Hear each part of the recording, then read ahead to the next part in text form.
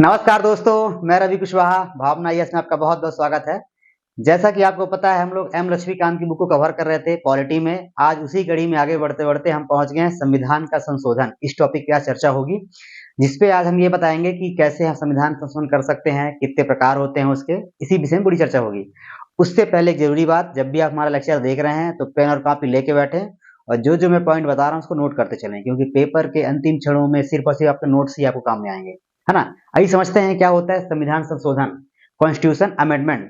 देखिए, संविधान संशोधन जो है ये एक ऐसी बात है। जब संविधान बनाया गया था तो उन्होंने ये कल्पना भी की थी कि अगर कभी ऐसा कोई वक्त आता है जब संविधान में संशोधन करना पड़े, उसको बदलाव करना पड़े, तो वो भी आप कर सकते हो। तो वैसे तो संविधान के हर हिस्से को आप बदल सकते हो, उसे मतलब संशोधित कर सकते हो, पर उसमें एक चीज ऐसी है। 1973 में सुप्रीम कोर्ट द्वारा एक केस सुना गया था, जिसको केशवानंद भारती का केस कहा जाता है। उसमें सुप्रीम कोर्ट ने एक बात कही कि आप संविधान के हर हिस्से को बदल सकते हो, सिवाय बेसिक स्ट्रक्चर के, जो उसका मूलभूत संरचना, आप उसको बदल नहीं सकते हो। उसमें बहुत सारी चीजें हैं, जैसे एकता हो गई, बंधुता हो गई, लोकतांत्रिक हो गया, धर्मनिरपेक्षता हो गई, ये कुछ है। और ऐसी बहुत सी चीजें हैं जो कि सुप्रीम कोर्ट के द्वारा एक लिस्ट में पूरा तैयार किया गया है। इन सब चीजों को जो भी चीजें बेसिक स्ट्रक्चर के अंतर्गत आती है, उनको आप नहीं बदल सकते हो। उसके अलावा आप कुछ भी बदल सकते हो। आइए समझते हैं। देखिए, जो संविधान का संशोधन है ये भाग 20 में है। जो संविधान है, संविधान के भाग 20 में इसका पूरा वर्णन दिया गया है, जो कि अनुच्छेद 368 में, उसमें सिर्फ एक ही अनुच्छेद है जो 368 है। तो अनुच्छेद 368 है और ये जीवित संविधान है। अब जीवित संविधान का मतलब ये होता है, जीवित का मतलब ये होता है कि इसमें क्या है, बदलने की प्रवृत्ति है। जीवित इंसान ही अपनी चीज बदल सकता है, जड़ नहीं है, मृत नहीं है कि आप जो इसमें कह दिए वही चीज है। आप इसमें समय के साथ बदलाव कर सकते हो, ठीक है। और इसमें शक्ति किसको दी गई है संविधान में संशोधन करने की? संसद के पास है। हमारी पार्लियामेंट के पास क्या है कि वो संसद वो संविधान के हिस्से को बदल सकती है, ठीक है। पहली बात क्या है, अब देखिए, जब इसकी बात ये आती है कि ये क्या है, कठिन है, सरल है, लचीला है, तो आपको बता दें जो अमेरिका का संविधान है, यूएसए का संविधान है, वो बहुत ही कठिन है। वहां के संविधान को बदलना मतलब, उसके किसी भी हिस्से को बदलना मतलब नामुमकिन सा है, नाको चने चबाना जैसा है, बहुत कठिन होता है। अमेरिका के संविधान को बदलना बहुत कठिन है। जैसे कि ब्रिटेन है, उसका संविधान सरल है। वहां की चीजों को आप एक नॉर्मल से विधेयक से आप सीधे क्या कर सकते हो, संविधान को ही बदल सकते हो। एक छोटा सा विधेयक चाहिए। पर जहां इंडिया की बात आती है, भारत की, तो भारत का संविधान ना बहुत कठोर है, ना बहुत सरल है, लचीला है, बीच का है। ना बहुत कठिन है, ना बहुत सरल है, मीडियम का है कि मतलब आप किन्हीं मुद्दों में थोड़ा बहुत जल्दी बदल सकते हो, मतलब साधारण बहुमत से, और किन्हीं किन्हीं मुद्दों में बहुत ज्यादा बहुमत चाहिए आपको, जिससे कि विशेष बहुमत चाहिए, है ना। तो आप ऐसा कह सकते हो, ना बहुत कठिन ना बहुत सरल, लचीला है भारत का संविधान अमेंडमेंट करने के लिए, ठीक है। इस हमारी विधेयक है। जब कोई विधेयक होता है, सबसे पहले संसद में पेश किया जाता है। अब संसद में कहाँ पेश कर सकते हैं? जब भी हमें संविधान में कुछ बदलाव करना होगा तो हमें पहले एक विधेयक लाना पड़ेगा। वो विधेयक हम संसद में पेश करेंगे। संसद के दो सत्र होते हैं, मतलब दो सदन होते हैं, लोकसभा, राज्यसभा। तो चाहे आप उसे लोकसभा में पेश करो, चाहे राज्यसभा, आप कहीं से भी शुरुआत कर सकते हो। उसके बाद क्या है, इसको ला कौन सकता है? कोई भी मंत्री, चाहे वो कोई मंत्री हो या फिर गैर सरकारी सदस्य हो। अब ये क्या होता है, सरकारी गैर सरकारी, जितने जो मंत्री होते हैं, जो सत्तारूढ़ के मंत्री होते हैं, मंत्री को कहा जाता है सरकारी सदस्य। और जो मंत्री नहीं होते हैं, उनके अलावा जो सांसद होते हैं, चाहे वो फिर सत्ता पार्टी के हों चाहे विपक्ष पार्टी के हों, उन्हें कहते हैं गैर सरकारी सदस्य कहा जाता है। तो अगर कोई मंत्री है जिसे सरकारी सदस्य कहा जाता है, चाहे वो ला दे, या फिर जो गैर सरकारी हैं, जो मंत्री नहीं है, वो भी, मतलब इसे कोई भी ला सकता है। कहने का मतलब ये है कि संविधान के संशोधन का विधेयक कोई भी ला सकता है, ठीक है। अगली बात, जब नॉर्मल आपको कोई विधेयक लाना होता है तो राष्ट्रपति की अनुमति चाहिए होती है। पर अगर आपको संविधान के संशोधन के लिए कोई भी विधेयक लाना है तो उसमें राष्ट्रपति की पूर्व स्वीकृति आवश्यक नहीं है। राष्ट्रपति की पूर्व स्वीकृति आवश्यक नहीं है, ठीक है। अगली बात, प्रत्येक सदन में अलग अलग पारित करना अनिवार्य है। जैसे कि अगर आपने इसके अलावा अगर कोई भी विधेयक लाया है, तो जनरली ये होता है कि उसको पहले एक सदन से पास करवाओ, फिर दूसरे सदन से पास करवाओ। अगर इतनी संख्या नहीं हो पा रही है, नहीं पास हो पा रहा है, तो आप क्या करते हो, संयुक्त बैठक बुलाते हो, ज्वाइंट सिटिंग बुलाते हो, और वहां पे कोई भी विधेयक पास करवा देते हो। पर संविधान संशोधन के मुद्दे में ऐसा नहीं है। जब भी संविधान संशोधन होगा, तब भी अलग अलग हाउस में उसको पास करवाना ही पड़ेगा। लोकसभा में अलग से पास करवाना पड़ेगा, राज्यसभा में अलग से पास करवाना पड़ेगा। और ज्वाइंट सिटिंग का, संयुक्त बैठक का कोई प्रावधान नहीं है इसमें। जैसे कि मैंने लिखा भी है, प्रत्येक सदन में अलग अलग पारित करना अनिवार्य है और संयुक्त बैठक का कोई भी प्रावधान नहीं है, ठीक है।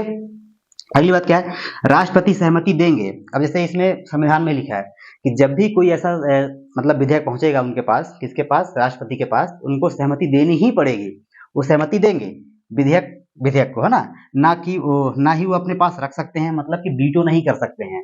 राष्ट्रपति किसी जो संविधान संशोधन का विधेयक होगा उसको वीटो नहीं कर सकते हैं। वीटो का मतलब होता है रोक देना, उसमें रुकावट कर देना, है ना। तो उसको अपने पास रख भी नहीं सकते हैं राष्ट्रपति, और क्या कर सकते हैं, और ना ही उसको पुनर्विचार के लिए भेज सकते हैं कि भैया इसको ले जाओ फिर पुनर्विचार करो संसद में, फिर उसको लेके आना, ऐसा नहीं है।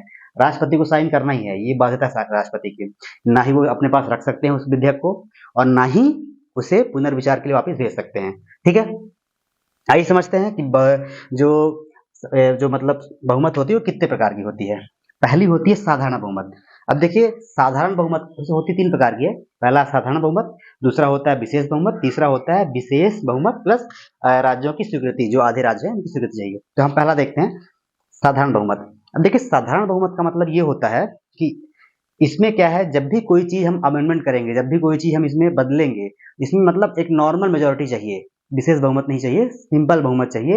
और इस वाले संशोधन को 368 के बाहर रखा गया है।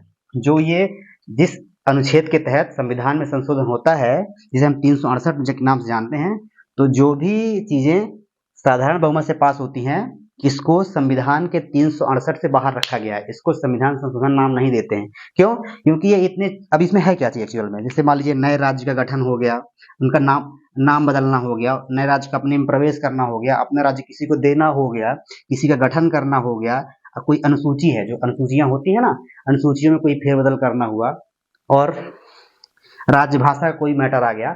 मतलब ये छोटी छोटी बात, इतनी मतलब जो नॉर्मल सी बात है, इनको आप जब भी बदलोगे, संविधान में कोई संशोधन करोगे, तो आप साधारण बहुमत से, सिंपल मेजॉरिटी से आप कर सकते हो। इनको संविधान संशोधन नहीं कहा जाता है। और दूसरी बात, इन्हें 368 के बाहर रखा जाता है। ठीक, क्यों? क्योंकि ये इतनी छोटी छोटी बातें हैं, क्योंकि अभी तक जितने संशोधन हुए हैं, अगर इनको भी जोड़ लोगे तो कम से कम हजारों संशोधन हो जाएंगे। तो इसको क्या, इससे बाहर रखा गया है। ठीक, अब आते हैं विशेष बहुमत में। देखिए विशेष बहुमत का मतलब क्या होता है। विशेष बहुमत जो है, और विशेष बहुमत प्लस राज्यों की स्वीकृति, इन दोनों के 368 के तहत देखा जाता है। मतलब जब भी आप 368 के तहत कोई चीज संविधान में संशोधन करोगे, वो इन दोनों के तहत ही होगा।